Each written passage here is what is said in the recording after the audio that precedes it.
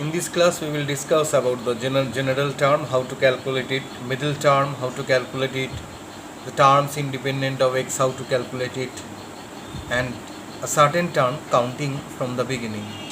See, this is the general formula. T of r plus 1 is equal to NCR x to the power n minus r into y to the power r in the expansion of x plus y whole to the power n. If you are asked to compute, find the coefficient of x to the power 7 in the expansion of this one. টেকনিকটা হচ্ছে প্রথমে এই টার্মটা calculate করে নাও, করে x এর পাওয়ার যেটা সেটা equate করো এটার সাথে, তাহলেই ভ্যালুটা পেয়ে যাবে r এর। তারপর দেখবে সেই টার্মে x এর কোএফিসিয়েন্ট কত, এটা হচ্ছে টেকনিক। তাহলে এটাকে লিখলাম t of r plus 1 11c NCR NCR. Here it will be 11CR. First term whole to the power n minus r. Here first term whole to the power 11 minus r. Last term whole to the power r with sign. Since this is plus, I am not writing here. So after simplifying, we are getting x to the power 22 minus 3r. And the rest is the coefficient of x to the power 7. So we can conclude that 22 minus 3r is equal to 7. So 22 minus 3r is equal to 7 will give you r is equal to 5.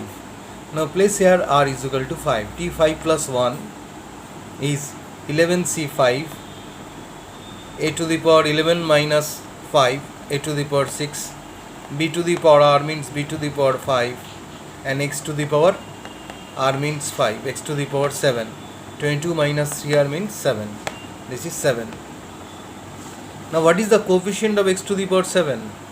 This part is the coefficient of x to the power 7, that is asked here. See a problem here. You are asked to calculate this is 15 sub part 2 of your Agarwal book. You are asked to compute the coefficient of x to the power 15 in the term x minus x square whole to the power 10. You are asked to compute the coefficient of x to the power 15 term. তো আমরা টি general formula লিখলাম T of R plus 1 10CR X to the power first term 10 minus R and second term minus X square whole to the power R. তারপর করলাম কি, এটাকে simplify করলাম, simplify করে এলো X to the power 10 plus R. এখানে কত আছে, এক্স টু দি পাওয়ার 15, তাহলে 10 plus r is equal to 15 ধরলাম, ঠিক এখানে যেমনটা ধরেছিলাম। x to the power 7 এর কোএফিসিয়েন্ট বার করতে বলেছিল, জেনারেল টার্মটা লিখলাম, লেখার পরে এর পাওয়ারটা x এর পাওয়ার আর x এর পাওয়ার ইকুয়েট করলাম।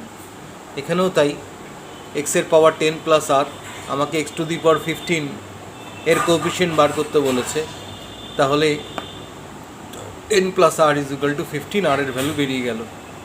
তাহলে এখানে আর এর ভ্যালু যদি বসাই minus 10c5 x to the power 15, তাহলে x to the power 15 এর কোএফিসিয়েন্ট কত, বাকি অংশটা minus 10c5, so minus 10c5 is equal to minus 252 will be the answer.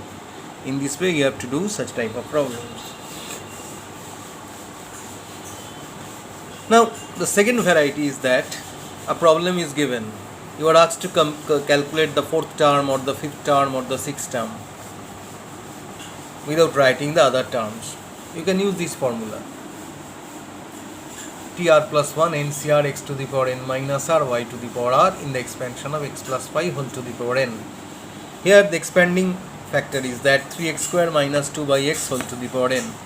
You are asked to calculate the third term, so write in this manner t of r plus 1. So t3 is t of 2 plus 1, t of 2 plus 1, NCR 8c2, this is r. First term whole to the power n minus r. First term whole to the power n means 8, r means 2. Second term with sign whole to the power r. Now calculate the value, because you know 8c2, you know 3 to the power 6, x to the power 2 whole to the power 6, x to the power 12, 4 by x square.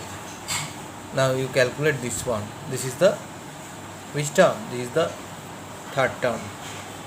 If you are asked to calculate, যদি বলা হতো যে fifth term বার করতে এটার, তখন কি করতে, fifth term মানে t5 মানে t4 plus 1 8c4 3x² whole to the power 8 minus 4 minus half whole to the power 4 করে ক্যালকুলেট করতে হয়। এইভাবে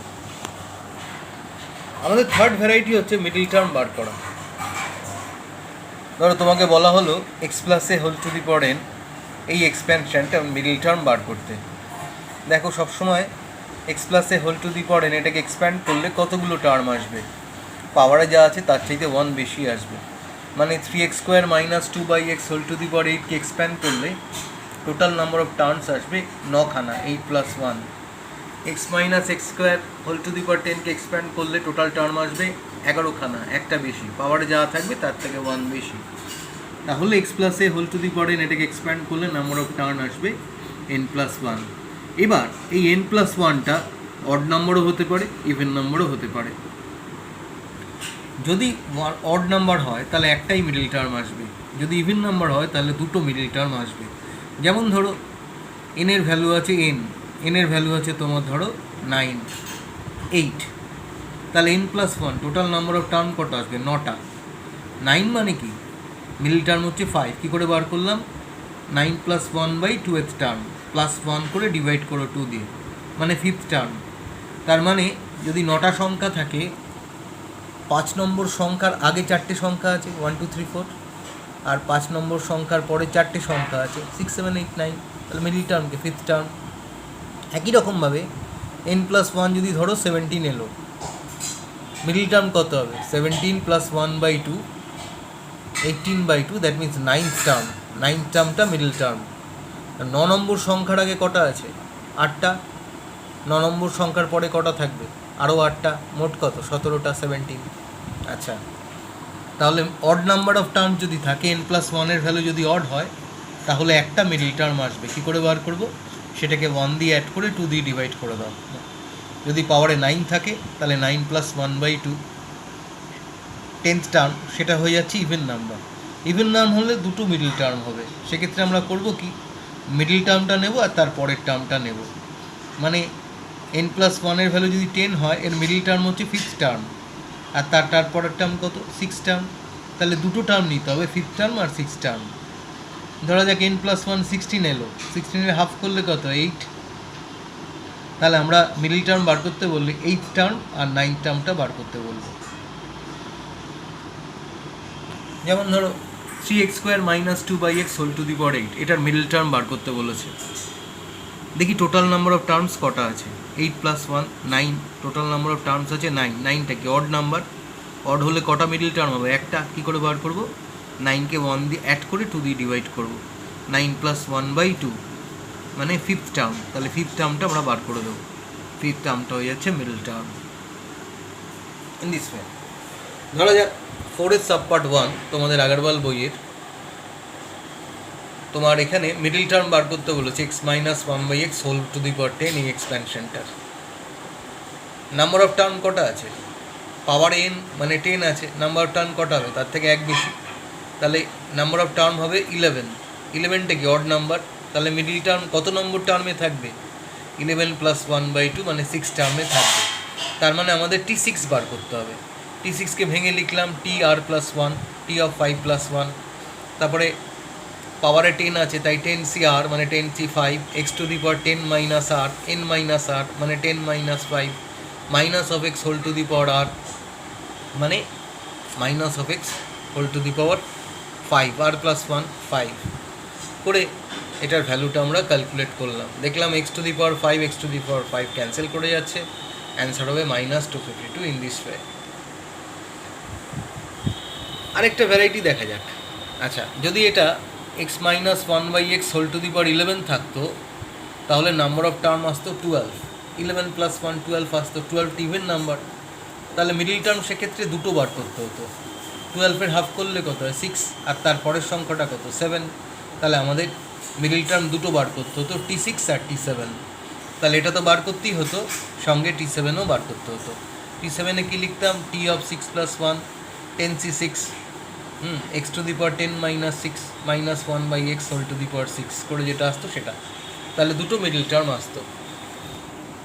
ধরো এবার আরেকটা ভ্যারাইটি আসা যাক। অনেক সময় যে পেছন থেকে হয়তো 5th টার্ম বার করতে বললো, দুভাবে করা যায়। এটা ধরো a plus B whole to the power 10 আছে, পেছন থেকে ফোর্থ টার্ম বার করতে বললো, তখন তুমি a plus B whole to the power 10 না লিখে তুমি লিখলে b plus A whole to the power 10 লিখে ফোর্থ টার্মটা বার করে দিলে, মানে অর্ডারটা রিভার্স করে তুমি যে টার্মটা চাইছো সেটা বার করে দিতে পারো, অন্যভাবেও বার করতে পারো। যেমন ধরো এনের ভ্যালু ধরা যাক 9, এনের ভ্যালু যদি 9 হয় তাহলে কটা টার্ম হবে, টোটাল নাম্বার অফ টার্ম এটাকে এক্সপ্যান্ড করলে n প্লাস 1 মানে 10টা টার্ম। আমি যদি সামনে থেকে কাউন্ট করি 1 2 3 4 5 6 7 8 9 10, যদি পেছন থেকে কাউন্ট করি তাহলে 10টা হয়ে যাবে 1, 2টা হয়ে যাবে 9, 3টা হয়ে যাবে 8, 4টা হয়ে যাবে 7, 5 6 এরম ম্যাচিং হবে। ভালো করে অবজার্ভ করো, টোটাল নাম্বার অফ টার্ম হচ্ছে পাওয়ারে কত আছে n 9, এই 6 টার্ম পেছন থেকে কাউন্ট করলে যেটা হবে সেটা হবে 5th টার্ম সামনে থেকে কাউন্ট করলে। 6-এর আমি এটা পেছন থেকে কাউন্ট করছি আর এটা সামনে থেকে কাউন্ট করছি। 6-এর সামনে কটা সংখ্যা আছে, 6-এর 4টে সংখ্যা আছে, আর তারপরের সংখ্যাটাই তো ম্যাচ করছে, তাহলে 4 + 1 মানে 5। তাহলে এটা টোটাল নাম্বার অফ টার্মস পাওয়ারে হচ্ছে n, তার সাথে 1 অ্যাড করে টোটাল নাম্বার অফ টার্ন আসে, আর এই টার্মটা ইনক্লুড করলে এটা হয়ে যায় n-2। তাহলে আমি 5কে বলতে পারি n-2 মানে 9 - 2 - 6, 11 - 6 5। ঠিক তেমন 4 আর 7 যদি ম্যাচ করি 9 + 2 - 4, এটাকে যদি ম্যাচ করি 9 + 2 - 6, 11 - 6, এটাকে যদি ম্যাচ করি 9 + 2 - 8 কত হয় 3, 9 + 2 9 + 9 9 + 2 - 2 কত হয় 2। তার মানে 9 + 2 মাইনাস এটা করলে এটা আসছে, 9 + 2 - 5 করলে এটা আসছে, 9 + 2 - 4 করলে এটা আসছে। তাহলে n + 2 - r হয়ে যাবে আমাদের জেনারেল ফর্মুলা। কখন, যখন পেছন থেকে কাউন্ট করতে বলবে, মানে a + b whole to the power যদি n থাকে তাহলে পেছন থেকে যদি কোনো সংখ্যা কাউন্ট করতে বলে তখন আমরা এই ফর্মুলাটা অ্যাপ্লাই করব। a + b যদি একই অর্ডারে লেখো তাহলে n + 2 - r এর টার্ম বার করবে। যেমন ধরো এই টার্মটা ধরো আছে a + b whole to the power 12 আছে, তোমাকে বার করতে বলা হচ্ছে 7th term from the end. তা কোনটা বার করব, n + 2 - r মানে 12 + 2 - 7, 14 - 2, 14 - 2 কত 8, 14 - 2 sorry 14 minus n plus 2 minus r, that means 12 plus 2 minus 7, 14 minus 7, that means 5th term from the beginning। তাহলে এটার 5th টার্ম বার করলে পেছন থেকে কাউন্ট করলে 7th টার্ম আসবে। দেখো তাহলে 5 আর 7 ম্যাচ করছে, তাহলে কোএফিশিয়েন্ট নিশ্চয়ই সমান হতে হবে। এটা যে কারেক্ট তার একটা প্রমাণ হচ্ছে 11c5 আর 11c7 এর ভ্যালু 1, আর এটা তো কোএফিশিয়েন্ট আসবে না। 5th টার্মের কোএফিশিয়েন্ট কি লিখব, 11c5, আর ওটার ক্ষেত্রে কি কত লিখব 12c5 সেটা যা হবে, আর 12c7 তাই হবে। তাহলে 5th term from the beginning মানে 7th term from the end, সেটা কেয়ারফুল থাকবে। এই রিলেটেড অঙ্ক আমরা আরও করব।